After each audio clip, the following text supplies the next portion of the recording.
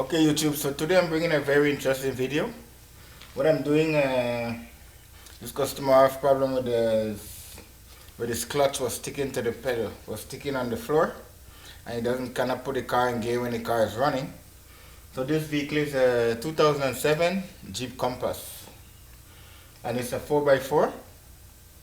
So there's something you have to look for. You can make mistake, change the master cylinder for the clutch, or you look at the slave cylinder. Well, this one, what happened, the slave cylinder, which I have in my hand here, was leaking the brake fluid, because it's work with brake fluid, okay, from the brake cylinder. So what happened to this here, it was leaking. So you can see the oil was coming out from the slave cylinder here, and it was getting between the engine and the transmission. Here it was leaking out. So right away when I take a look at the vehicle, I check and I see that the brake fluid is coming from there, so I know that the slave cylinder is leaking. Okay, so when it's leaking, you have no pressure. And you can see that with the two, I installed a new one here. You can see the new one, the spring is out, and with the old one, it's in. Okay, the release bearing is stuck in, so that means you have no pressure to put the car in drive. Okay, so for this job here, I don't have to recommend it for someone to do it home, because it's a very heavy job, which is you need a lift, or and stuff like that. Or if you have two persons, you can try it if you have the time to do it at home. And what make it a little bit difficult is it's a 4x4. Okay, so you are gonna have the differential to disconnect. You're gonna have the differential, and you have the drive shaft. You have to disconnect that, and then the other part, you will have to take out the subframe. The subframe, you take everything down with the rack and pinion, with the, I'm going to show you that after, rack and pinion, and with the sway bar link, you take that everything off, bring them down in one piece. Well, this car was such a hard job because everything was rusted, was jammed, so you have to work around your problem. Like the axle, couldn't get the nut out, so you have to take out the whole the spindle to pull out the shaft, and then just connect it back, and now you have to pull out the spindle again to put it back, because you cannot get the axle out. The nut is damaged on both sides. The other side, I bring it down with the transmission, because the axle jam inside, it doesn't want to come out. Sometimes it happens, the lock on the axle that prevent it from coming out. So this is the axle here. See, I didn't take it off because it's on the shaft there, so I didn't bother to take it off. This is the clip. Sometimes this clip gets stuck and you don't want to take out the axle, so you just have to leave it there.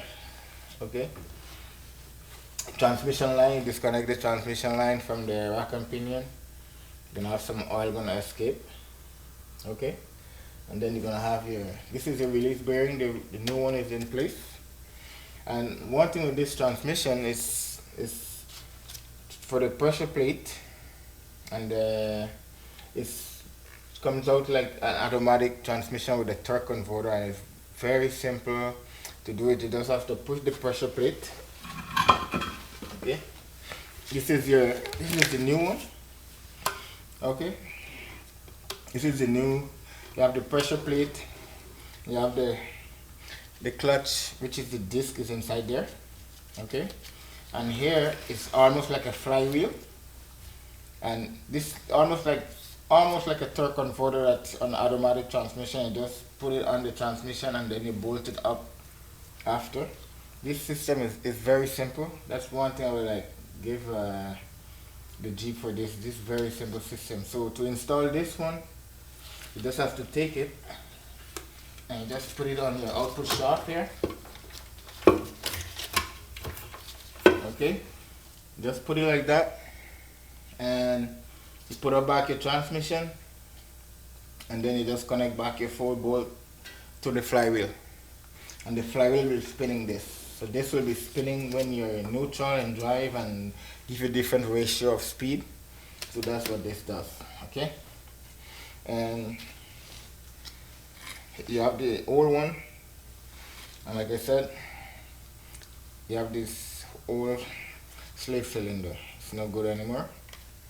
So then you have your shaft here. So this vehicle is a bit of work you have to get done, but if you want to try it at home and you have the time, you can do it. Make sure you use safety first, jack up the vehicle, put it under a good stand and stuff like that. Okay, so the first thing you'll need to do on this job, you will need to disconnect your battery.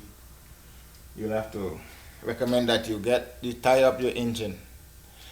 The engine, it's have a place there in the back of it. You put a wood across and you tie up the engine. So because when you release the engine mount from the transmission, your engine would not drop too much. Because if your engine drop too much, you can cut maybe your heater core hose, and you have other stuff, electric wire and stuff like that you could cause to just pull out from the socket and damage something. So you don't want that. So tie the engine up. Recommending that you tie the engine up. Don't make it drop more than what it's supposed to, like radiator hose and stuff like that can get the pressure as the engine come down too much. So you don't need that to happen. Muffler system.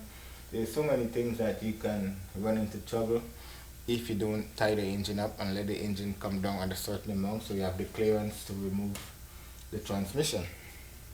Okay, so you have been shown.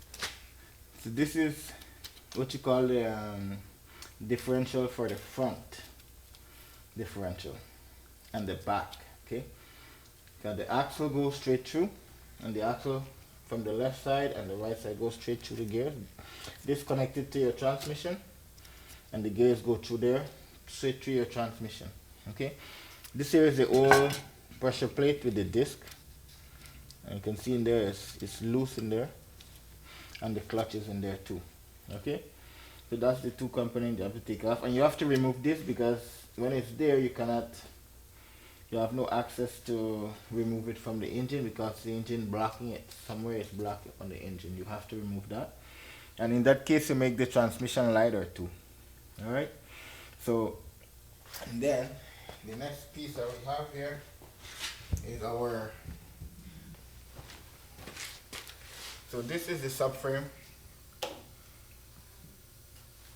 This here is the frame itself. This here is your rack and pinion.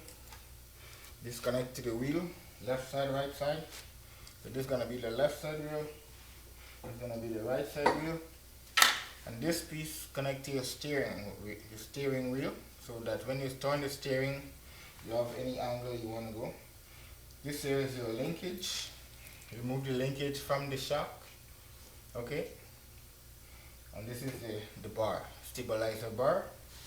And here is your engine mount, the rear engine mount. This is it. This is that bolted on the engine. And this is the subframe that bolted on your car. Okay. So it's easy is to remove the subframe, your rack and pinion, stabilizer bar, and link down, so you have the clearance to work, and it's a very easy job after that.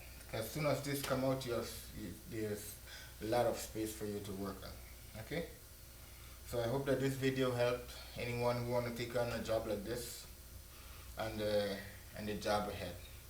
So subscribe to my channel and like, and hopefully see more video in the future. Okay, bye.